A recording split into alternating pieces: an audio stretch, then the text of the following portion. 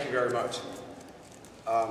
Well, the title of the panel is The Crime of Punishment, The Crime of Punishment, Torture, and the War on the Poor, which is a little bit general and I think can be interpreted a few ways. And I kind of want to talk about how they're torturing our economy and the suffering, of course, of the poorest among us the hardest because of that.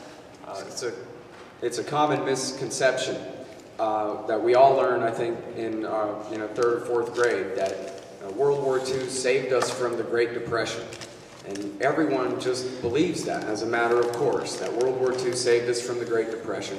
And so typically you can hear, not necessarily from political people, peace activists and people like us, but from kind of the average guy. If you talk to him at the Quickie Mart or something and ask him, he'll say, well, war's good for the economy.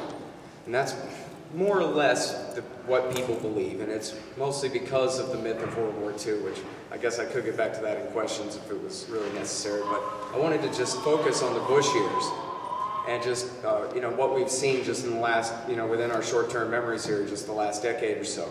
When George Bush took office, America was in a recession. We had already had the dot-com, the NASDAQ crash, and then the stock market crash. And when George Bush took office, the Federal Reserve System had embarked on a program of lowering interest rates and monetizing debt and basically introducing new currency into the economy in order to prevent that recession from getting too bad too fast, which leads to really high unemployment, and they try to head that off by continuing to inflate. Well, just 9 months later, September 11th happened. And not only did September 11th happen, but it happened to the financial district in downtown New York. And there was, I don't know if anybody really counted or estimated the hundreds of billions of dollars that were not made because of that attack. The airline industry was severely affected. Wall Street was closed, for more than a week, or at least a week. And anyway, the lost opportunity costs were in the hundreds of billions of dollars, maybe trillions of dollars after September 11th. And yet the guys in the White House decided that they were going to use this as an excuse to implement their policy of what they call benevolent global hegemony, which means world empire. They were going to grab this tragedy as an excuse to invade and conquer as much of the Middle East, especially as they possibly could, in order to make sure that America is the most powerful empire forever and ever from here on out, they thought. And in order to do that, in order to have more than just some limited war in Afghanistan to try to catch Osama bin Laden or something, in order to have a bonus war in Iraq and then continue on for regime change plans in Iran and Syria and the rest of this madness, they had to be able to lie to the people of America and tell us that the war was free. George Bush said, don't worry, you don't have to sacrifice anything. We're not going to raise your taxes. In fact, we're going to send you a $300 rebate check in the mail. Everyone who pays income taxes gets a $300 stimulus check. Go to Disneyland, go to the mall, spend, spend, spend. All these wars are free, don't worry. And the way that he was able to do that was he entered into a conspiracy with Alan Greenspan, the chairman of the Federal Reserve, the central bank of the United States. And Alan Greenspan basically just turned on the printing presses. He lowered the interest rates down to nothing, and he dumped trillions of new dollars into circulation. And what that did was it, more than anything else, inflated the prices of housing and in the stock market in the United States. So people who were even working class folks who just owned a house saw its value going up and up and up. I can keep refinancing, things are all right. And so as George Bush and his guys are expanding what could have been a tiny little limited war into all these bonus goals of theirs that they wanted to incorporate, the American people thought, well, I guess it's free. I guess they're right. War's good for the economy. And yeah, the price of gas is going up, but not as high as the price of my house. Then the crash comes when the bubble pops. The houses weren't really worth that much. It was just that the government had pushed all this extra currency into those markets.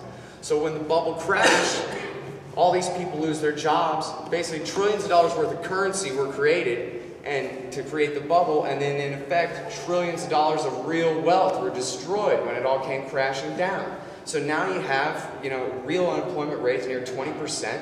You have people standing in the unemployment line telling each other, well, I guess war is good for the economy. and they don't realize that they're paying. George Bush never did raise their taxes to pay for the invasion of Iraq, but they're paying their tax now in their time spent in the unemployment line. And the thing is about it is that we can't really overstate how bad this crash has been for the people of this country, especially the poor and the working poor. If you read the news like I do on a regular basis, you look at the wire dispatches, it's an epidemic of murder-suicide in this country. The guy kills his kids, and then he kills his wife, and then he kills himself. And why? Because he's a failure, he ruined everything, they were counting on him, and he blew it, his business broke, his family's falling apart. Why? Because there are forces arrayed against him that he does not understand. He's killing his kids and his wife. That's his payment for the cost of the war in Iraq, right there. And so my point is that empire in general, even if we think, yeah, it's sinful to go around murdering people, stealing oil, or you know, fighting wars for Israel, or doing this or that, but ultimately it's good for the economy. In fact, ultimately it's murder-suicide is what it is. Just like that guy who blows up his own family because he doesn't understand why his life is ruined. This is what the United States of America is doing in general. We killed more than 1 million people in Iraq. We're working on hundreds and hundreds of thousands, uncounted in Afghanistan.